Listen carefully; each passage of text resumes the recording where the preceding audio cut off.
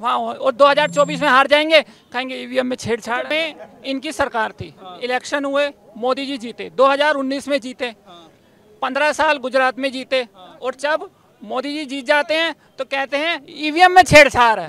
कर्नाटक में जीत जाते हैं, वहाँ ईवीएम में कोई छेड़छाड़ नहीं होती। आप इतने बड़े देश में इतना झूठा आरोप लगा रहे हैं कि ईवीएम में छेड़छाड़ है, तब लोकतंत्र खतरे में नहीं है। यही तो कह रहा हूँ, सरकार द्वारा प्रायोजित अपने आदमियों को बचाना, अपने हिसाब से लोकतंत्र को चलाना, कानून को चलाना, यही लोकतंत्र के लिए खतरा है सबसे। देश में 1 करोड़ बांग्लादेशी, कई हजार रोहिंग्या, लाखों भारत में आ रखे हैं। उनका कोई वीज़ा नहीं है, कोई पासपोर्ट नहीं है, वो हर जगह आ रखे हैं। पश्चिम बंगाल में आ रखे हैं, देश के हर कोने में आ रखे हैं। उनसे क्या देश को खतरा नहीं है? वहाँ पे लोकतंत्र खतरे में नहीं है। उसी के ऊपर इसी से बचाने के लिए देश की जनता को जो शहादत के नाम पे लूटते हैं और जब जब वोट मांगते हैं, सबसे ज्यादा 14 के बाद घटना जो सैनिक शहीद हुए हमारे इसी शासनकाल में हुए, उन्हीं मोदी सरकार के अंदर। ये मेरा आंकड़ा नहीं, सरकार का दिया आंकड़ा है। उस समय शहीद नहीं होते सैनिक, उससे पहले शहीद नहीं होते थे। तो ये क्या बात हुई कि मतलब 14 से पहले सैनिक शहीद ही नहीं हुए? 14 पहले सैनिक शहीद ही नहीं हुए, 14 के बाद शहीद हुए हैं। जब कारगिल होता, जब भी होता है। हाँ जी, 24 आ रहा, क्यों मेरे काम में वोट दो? आप काम कुछ किया ही नहीं, कुछ किया ही नहीं, काम पे वोट मांगते 19 में, क्यों नहीं मांगा? तुम वोट ही मत दो। जिसको ऐसा लगता है तुम वोट क्यों दे रहे हो, तुम वोट ही मत दो ना। तुम अपना वोट ही मत दो। जिनको ऐसा लग रहा है कि मोदी साहब गलत काम कर रहे हैं, आप वोट ही मत दो अपना। नहीं चाहिए आपका वोट। 2 रुपए की है, 2 रुपए में ताली बजाइए कि 2 रुपए में खुश हो गया। हमें बोलिए, बोलिए, आप बताइए ना, बोलिए। आप ताली बजाओ, अच्छा लग रहा है अपने यहाँ से। आप ताली बजाओ, ताली आप बजाओ, आपको अच्छा लग रहा है बजाते हुए, बजाइए ताली। जाकर रहे हो, जाकर रहे हो, यहाँ हो ना, जाकर रहे हो, यहाँ पर आओ। काम नहीं हुआ, जो से हरामखोर कल थे परेशान हैं आज वे, उनके 2 नंबर के धंधे बंद हो गए। अब वे दोबारा तो चालू होंगे नहीं। वो सिलेंडर को सिर पठाओ फिर रहा है, सिलेंडर महंगा बता रहा, 1200 रुपये बता रहा। 1000 रुपये किलो का मांस खा सके, 1500 रुपये की दारू की बोतल खरीद सके, लेकिन 1200 रुपये का सिलेंडर नहीं लेगा जो 2 महीने चलेगा। महंगाई तो इतना कोई इशू नहीं है। थोड़ी बहुत सीजनल महंगाई आई है, अब वो चली जाएगी। अगर इतना इशू होता देश में तो हो अल्लाह होता, इशू बनता, तो कोई इशू ही नहीं है। इतना सीजनल है, थोड़ा चली जाएगी, ऐसी कोई बात। क्या 2-3 कार्य बता सकते हैं ऐसे जिससे मोदी सरकार इम्पैक्ट डालेगी 24 चुनाव पर? मोदी सरकार का सबसे मेन कार्य यह है कि उसने देश को एक लीडरशिप दी है। यहाँ हम देश को चला सकते हैं, संभाल सकते हैं, देश को आगे ले जा सकते हैं। बात ये नहीं है कि उन्होंने क्या योजना बनाई, क्या कार्य दिए। देश जैसे एक नज़रिया देखता है, जैसे कोई कैप्टन है, टीम को लीड देता है, तो भाई हम कैसे भी देश को आगे ले जाएंगे, देश को आगे ले जाके एकजुट करके देश की तरक्की करेंगे।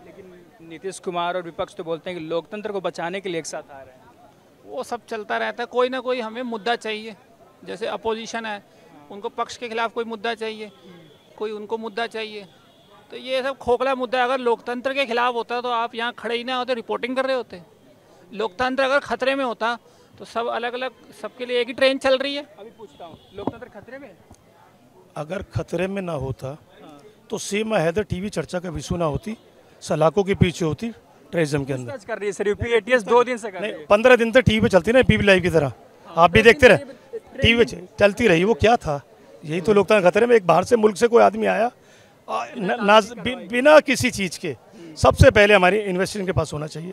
जिस दिन उसको कोर्ट के अंदर में शादी, हो सकता है 10 लोग आते हैं, मैं ये नहीं कहूँगा, पहली आई थी ऐसी महिला, और भी लोग आते हैं बहुत सारे, लेकिन आने के बाद में जब कोर्ट के अंदर उसकी पेशी हो गई तो कोर्ट की संज्ञान में जब आ गया तो कोर्ट को बेल देते वक्त उस पुलिस वाले को खास तौर पे ख्याल रखना चाहिए था मैं कौन सी पेपर लगा रहा हूँ जो उसके हाथ के हाथ बेल हो रही है। और बेल भी हो गई हाथ के हाथ, हमारी इंटेलिजेंस को अपने हाथ में लेके उसकी कार्रवाई करनी चाहिए थी, ना कि एक टीवी चर्चा का शो होना चाहिए। 7 फेरे ले लिए, 7 फेरे ले लिए, 7 फेरे ले लिए, ये खबर ना, हाँ जो सारी चीज़ें ये खबर बनाना, तो इसी चीज़ को कहते हैं लोकतंत्र खतरे में। एक अलायंस हुआ है बेंगलुरु में, आपने खबर देखा होगा, इंडिया वर्सेस एनडीए की चर्चा खूब हो रही है। कैसे देखते हैं इस अलायंस को वर्सेस मोदी सरकार? मैं अलायंस को इस तरीके से, जिस तरीके से पहलवानों का मामला था बीच विभूषण के ऊपर था, किस तरीके से दिल्ली पुलिस ने कार्रवाई की सबके सामने, किस तरीके से जब कोर्ट के अंदर कोई मामला जाता है तो जाने के बाद में कहा था कोई भी आदमी किसी पीड़ित को परेशान नहीं करे, सबको जेल में रखा जाए। ये पहला हमने शख्स देखा है इस लोकतंत्र के खतरे के लिए कि जो जेल के बाहर रहा है, जिसने उसके परिवार को किस तरीके से धमकाया और धमकाने के बाद में पॉक्सो वापस कराया। देखा आपने कभी हिंदुस्तान के इतिहास में कोई मुकदमा वापस होते हैं महिला का? नहीं हुआ ना। कल कोर्ट में पेश होते हैं, हाथ के हाथ बेल दे दी जाती है, तो हाथ के हाथ ऐसा कोई मामला है और ऐसे मुकदमे जिसके ऊपर 10 साल तक की सजा है। तो इन सबको बोल रहे हैं कि लोकतंत्र खतरे में यही तो कह रहा हूँ, सरकार द्वारा पुरोजित अपने आदमियों को बचाना, अपने हिसाब से लोकतंत्र को चलाना, कानून को चलाना, यही लोकतंत्र के लिए खतरा है सबसे बड़ा। देश में 1 करोड़ बांग्लादेशी, कई हजार रोहिंग्या, लाखों भारत में आ रखे हैं। उनका कोई वीज़ा नहीं है, कोई पासपोर्ट नहीं है, वो हर जगह आ रखे हैं। पश्चिम बंगाल में आ रखे हैं, देश के हर कोने में आ रखे हैं। उनसे क्या देश को खतरा नहीं है? वहाँ पे लोकतंत्र खतरे में नहीं है? बिल्कुल खतरा है ना। तो ऐसे हजारों मामले हैं, लाखों मामले हैं। पश्चिम बंगाल जाएंगे आप, वहाँ पे आपको बांग्लादेशी मिलेंगे। वो दिल्ली में काम करने आते हैं घरों में, उनके पूछो तो वो नाम बताते हैं सीमा, नाम निकलता है कुछ और। नाम यहाँ पे सीमा, उमा, हाँ, ये सब बना के काम कर रहे हैं। ये बोल रहे हैं कि ब्रिजभूषण का मामला हो या सीमा हैदर का मामला हो, इस तरीके से लोकतंत्र खतरे में है और इसी को बचाने के लिए अलायंस। कोई लोकतंत्र खतरे में नहीं है। देश 140 करोड़ का देश है। इतना बड़ा देश है, थोड़ी बहुत घटनाएं होती हैं, कुछ होता है। आप बिना देश में कुछ ना कुछ होता रहेगा। आपके घर में 10-12 लोग हैं, आप उनको हैंडल करोगे, कुछ करोगे, कुछ ना कुछ तो होता है ना। मैं भाई साहब की बिल्कुल बात से सहमत हूँ। किस विचारधारा से ये ऐसा महसूस हो रहा है, विचारधारा है जो गुजरात के अंदर दंगा पीड़ित बलात्कारी छूटे थे ना, और भाजपा के एमएलए का संस्कारी लोग हैं। शायद ये विचारधारा वो है जो कोर रही छोटी मोटी घटना होती रहती है, यही वो घटना है। मैं विचारधारा वही है ना, उनके लिए बलात्कार कोई मायने नहीं रखता, महिला का सम्मान उनके लिए कोई मायने रखता, मायने रखता है सिर्फ कैसे भी मुझे फायदा हो, बाकी कुछ भी होता रहे देश के अंदर, हमें कोई लेना देना नहीं है। कानून की धज्जा जितनी उड़ाते रहो, लेकिन अपने आदमी को बचाते रहो, ये काम है। लेकिन सर, रिलायंस पर आरोप लग रहा है कि बाराती हैं, दुल्हा नजर नहीं आ रहा। आप तो सपोर्ट कर रहे हैं रिलायंस का कि सरकार बनेगी, तो दुल्हा नजर क्यों नहीं आ रहा सर? संगठन जो बना, क्या नाम है, चक दे इंडिया। चक दे इंडिया फिल्म देखी है ना आपने? हमने भी देखी है। कितने लोग थे खेल रहे थे? 11 लोग खेल रहे थे ना। कौन जीता? बात खत्म हो गई। उसके 11 तो होना चाहिए। मैं चेहरा बता रहा हूँ, चक दे इंडिया चेहरा था वहाँ। तमाम लोगों ने मिलकर किस तरीके से हराया, सबके सम्मान, सत्य पे असत्य पे सत्य की जीत हुई, इसे जीत बोलते हैं। ऐसा नहीं है कि यहाँ चेहरा दिखाइए, 38 का नाम बताइए, 24 पार्टी आपके साथ वो हैं जिसका एक भी लोकसभा सदस्य नहीं है, और बाकी 4 पार्टी आप वो हैं जिनको 14 में आपने साथ लिया, पीठ में छुरा घोंपा, 2 फाड़ कर दिए, फिर साथ लिया है। तो आपका चरित्र सबके सामने, किस तरीके से आपने मजबूर करके ईडी को काम पे लगा के अपने साथ जोड़ा है, कुनबा बड़ा दिखाने के लिए। और देश की जनता को मालूम है किस तरीके से आपने देश का हल कर दिया। क्या बेरोजगारी का हल है, क्या कारोबार का हल है, किस तरीके से आड़ लेकर आप हमेशा, किस तरीके से आपने 19 का चुनाव लड़ा। जो 19 का चुनाव जिस मुद्दे पर आपने लड़ा, उन 42 सैनिकों की शहादत की रिपोर्ट कौन RDA से लेके आज तक नहीं पता। यही तो धोखा है, इसी धोखे की बात कर रहा हूँ। देश इसीलिए खतरे में है। आप बताइए, जिसके आपने जनता ने आपको 275 से ले जाके 330 अकेले भाजपा को दिए। नहीं, मैं जवाब दे रहा हूं। पीएम एक ही होगा सर। मैं क्या कह रहा हूँ, मैं पीएम की बात नहीं, मैं कह रहा हूँ 303 पहुंचाया। उन 42 सैनिक की शहादत का आज तक नहीं पता। वो जो फौजी था, जो कर्नल था, सरदार जी, नाम भूल रहा हूँ उनका मैं, वो एक अधिकारी गाड़ी के लेके एक आतंकवादी को लेके जा रहे थे, और कितने दिल में उन्हें बेल होकर क्या कहा उन्होंने, छोड़ दिए। जो ऊपर का मामला है, ऊपर तो होम मिनिस्ट्री होती है भाई, DIG से ऊपर कोई नहीं होता, होम मिनिस्ट्री होती है। तो वही मैं कह रहा हूँ, जो कश्मीर का मामला रहा, जो हमारे सैनिक शहादत हुए, उसी के ऊपर था। इसी से बचाने के लिए देश की जनता को जो शहादत के नाम पे लूटते हैं और जब जब वोट मांगते हैं, सबसे ज़्यादा 14 के बाद घटना जो सैनिक शहीद हुए हमारे इसी शासनकाल में हुए, 19 मोदी सरकार के अंदर। ये मेरा आंकड़ा नहीं, सरकार का दिया आंकड़ा है।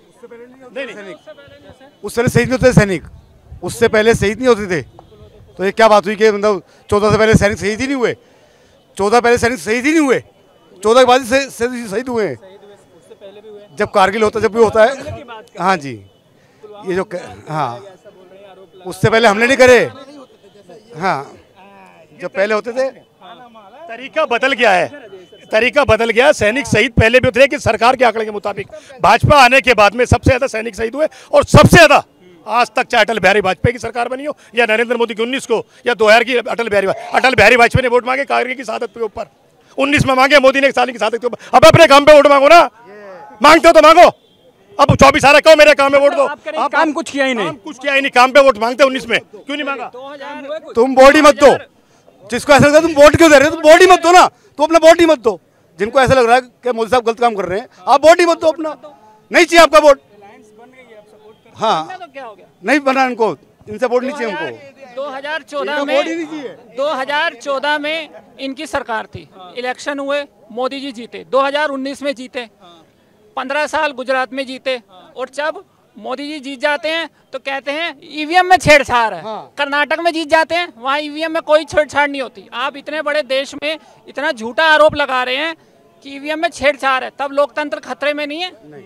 तब आप जीत जाते हैं, तब ईवीएम में छेड़छाड़ नहीं होती। अब जहाँ जहाँ आप जीत जाएंगे वहाँ, और 2024 में हार जाएंगे, कहेंगे ईवीएम में छेड़छाड़ है। बोल रहे हैं कुछ काम ही नहीं हुआ 14 से। देखिए 19 का मुद्दा वोट हुआ, प्रोग्रेस के ऊपर काम हुआ था। हर रैली के अंदर किसकी फोटो लगी? प्रोग्रेस के ऊपर चुनाव हुआ था। के पीछे किसकी फोटो लगी होती? सैनिकों की। अपने काम का बताइए, एक काम बताइए 19 वाले में। कोरोना काल में सब घर में राशन गया, देश को संभाला गया। आप सुन लीजिए, अमेरिका जैसा डेवलप्ड कंट्री है, अरे रुक जाओ, 5-6 लाख लोग वहाँ मारे गए, लाखों लोग मारे गए। इंडिया से ज्यादा हॉस्पिटलिटी है वहाँ पे। इंडिया में घर घर में कोरोना काल में राशन दिया गया। थोड़ा सा बोल के मैं जा रहा हूँ। अभी हमारे प्रधानमंत्री जी, अभी मैं क्या कह रहा हूँ उसका भी जवाब दे दूंगा। अभी वो बता रहा हूँ, वही बता रहा हूँ। अभी अमेरिका गए, अमेरिका का मेयर तक रिसीव करने नहीं आया। ये मोदी जी, ये हमारी मीडिया की इतनी हिम्मत नहीं हुई, क्योंकि राजघराने जो साथ गए थे उद्योगपति अमेरिका, राशन अब तक खा रहे हैं। राशन 2 रुपए किलो ये एक जना मिलता था, अब से नहीं पहले से मिलता रहा। वो 2 रुपए किलो का अब दे के एक आदमी को 50 रुपए का राशन दे के हल्ला मचा रहे हैं। ये तो शुरू से मिलता रहा है 2 रुपए का राशन, आपने दिया। चावल 2 रुपए किलो, कौन क्या था, किसको नहीं आता?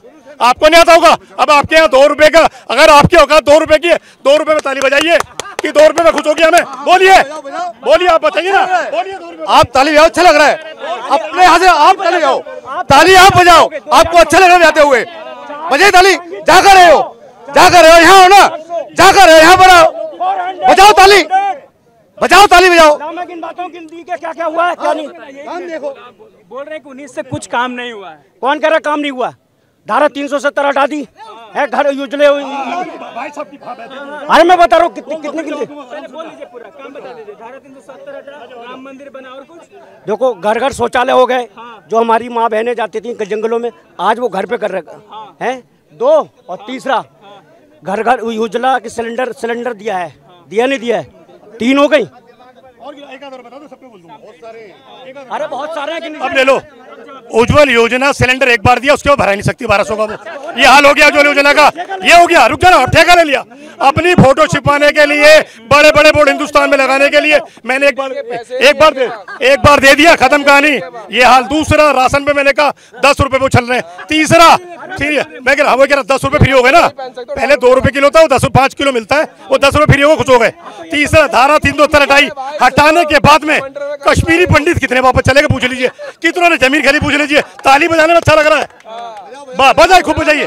बच गए, बता रहा हूँ। वो तो देखो कोर्ट ने बनाया। अगर ये कहते हैं हमने बनाया, तो फिर मोदी जी पे मुकदमा कराइए। बोलिए, मोदी जी बोलिए, गलत बोल रहे हैं आप। कोर्ट का कोई रोल नहीं है, कोर्ट का कोई फैसला नहीं। बोलिए, किसने कहा? सुप्रीम कोर्ट ने। तो झूठे लोग हैं, झूठे की आप सुनिए, मैं नहीं सुनूंगा। मैं तो उस भाई को देख रहा था, मैं वो बहुत लंबी फेंक रहा था, तो भाग गया वो। मैं तो यूँ आन खड़ा हुआ था, नहीं तो सभी पता, भारत की जनता को भी पता होगा कि यहाँ कुछ हुआ नहीं 2019 से काम नहीं हुआ। जो उनसे हरामखोर कल थे, परेशान हैं आज वे, उनके 2 नंबर के धंधे बंद हो गए, अब वे दोबारा तो चालू होंगे नहीं। वो सिलेंडर को सिर पठाओ फिर रहा है, सिलेंडर महंगा बता रहा, 1200 रुपये बता रहा। 1000 रुपये किलो का मांस खा सके, 1500 रुपये की दारू की बोतल खरीद सके, लेकिन 1200 रुपये का सिलेंडर नहीं लेगा जो 2 महीने चलेगा, 2 महीने के खाना बनाएगा। महंगाई बढ़ गया। और महंगाई उन्हीं को बढ़ी जो निकम्मे आदमी। कमाई कितनी होगी? जब 200 रुपये दिहाड़ी होती थी, आज 600 रुपये है भाई, 600 रुपये है आज, तो कमाई नहीं बढ़ी।